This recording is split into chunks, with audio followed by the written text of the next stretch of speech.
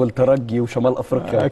اكيد لان هي البطوله عشان مستحدثه، فاحنا بنحاول نراقب كل الافكار اللي بتتم فيها والانديه والمعطيات الجديده اللي مع الانديه في المواسم الجديده قبل انطلاق الشامبيونز ليج، لان البطوله دي هتدي لك يعني مبدئيا ازاي تعرف الانديه ماشيه ازاي، او ان انت تبني فكره معينه قبل انطلاق بطوله الشامبيونز ليج. الحقيقه يا جماعه انه الراجل ده فاجئني بحاجه مهمه جدا لما كنت بحاول اشوف اسباب انه زي فاندن بروك مع الوداد كوره، وعادل رمزي كوره ثانيه مع لعيبه ثانيه، وازاي الوداد عرف يعمل التحول ده. فدكتور عادل قال لي خد بالك بقى انه السبب في ده كله غير الفنيات، له علاقه بالاداره اللي قدرت بذكاء منقطع النظير تقدر توفر لعيبه بدون ما تدفع فلوس. وده كان مفاجاه الحقيقه بكل المقاييس. فتحكي للناس بقى على القصه دي وايه اللي اتغير في الوداد مع اللعيبه الجديده. يعني انت دايما كنا متعودين كده على قوام معين من نادي الوداد المغربي في الفترات الاخيره، ولكن السنه دي في تغيرات كتيره جدا جدا ولاعيبه كتيره رحلت. لو انت عايز نذكر لك الاسامي يعني يا سلام اللي جه اهم كمان يعني واللعيبه اللي قدمت. فطبيعي ان انت لما بتيجي تجيب لعيبه على الاقل بيكون فيهم 4 أو 5 لعيبه بيكون بمقابل مادي، ولكن انت لما تبص على اللعيبه اللي قدمت لنادي الوداد المغربي هتلاقي ان هم في منهم لاعب واحد فقط اللي كان بمقابل مادي، وهو الحتيمي، الراجل اللي قادم كاعاره من طرابزون سبور التركي كويس. واللي كان موجود قبل كده في الدوري المغربي. وباقي اللعيبه اللي موجوده من اول حمد الهوني لجمال حركاس لزكريا دراوي للاسامي اللي قدمت بما فيهم الشرق البحري كلها جايه فور فري.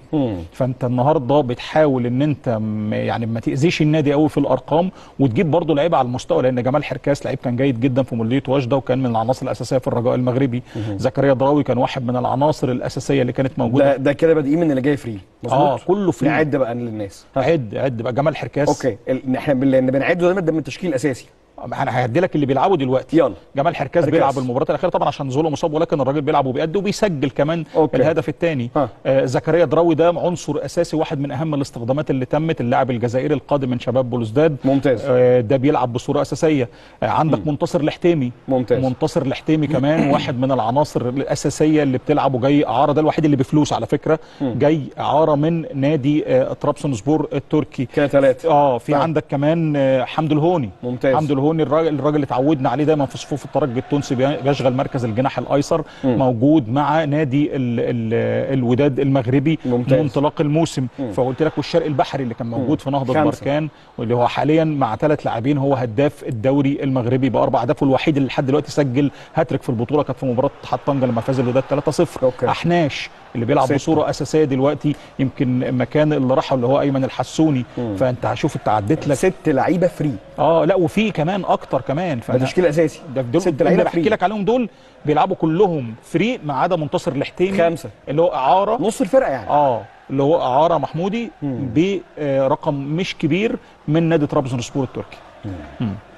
هكذا يدار الميركاتو في وقت الزنقه، وقت الازمه، وقت ان انت ما عندكش فلوس. يبقى ازاي عندك مدير تعاقدات او لجنه كوره او مهما كان المسمى او حتى رئيس نادي بيقدر انه يولي الناس اللي تقدر تشوف الكلام ده، تختار صفقات مناسبه ليك، تقدر تشتغل بما يناسب المدير الفني وبما يناسب قدراتك الماليه، مع الوضع في الاعتبار ان انت بعت اي حد شايفه مش قادر يكمل معاك لاسباب ماليه بقى، لاسباب ان انت مش عايزه، بعت كتير. انت في لعيبه كتير رحلت. جلال الدودي اللي كان عنصر اساسي في خط الوسط رحل.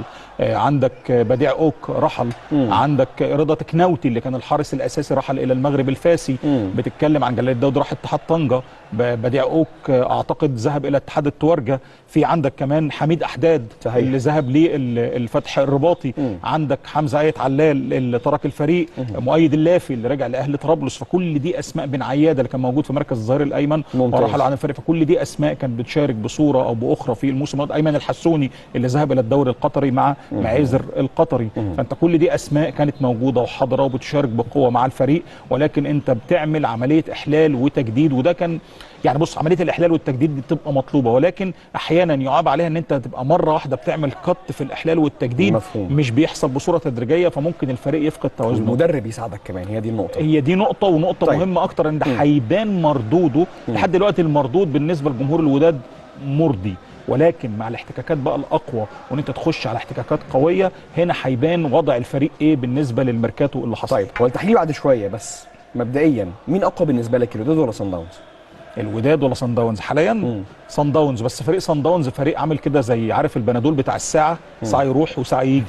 والله فريق ممكن يبقى بالنسبه لك فريق مقنع وبشده، وفجاه بسبب لقطه واحده تطلعه بره المود. صحيح. يعني لقطه طرد مافالا عملت لهم تعثر، ولكن بينالتي وكل حاجه، عمل كل حاجه. والسنه اللي فاتت امام الوداد فقدوا اهم لاعب كان موجود عندهم، مارسيلو أليندي الراجل اللي جاي من تشيلي، ففرقت مع الفرقه بشكل كبير، والوداد قدر يستغل النقص اللي كان موجود في خط الوسط بسبب لعيب اتطرد في مباراه الذهاب، وحتى اللعيب البديل ليه ما كانش بالشكل الجيد، فبالتالي قدروا يتفوقوا بالتعادل 2-2. فهنا عشان كده بقول لك صن داونز فريق ما تامنوش، ولكن في مواجهه صن داونز والوداد دايما الوداد بيظهر شخصيه وبيقدر يتفوق على نادي صن داونز. وده غريب جدا الحقيقه. يعني الوداد تحس ان هو عقده حرفيا لصن داونز. البطوله اللي فاتت كنا في شهر 3 وقلت لي مين اللي هيلعب المباراه النهائيه على الشاشه.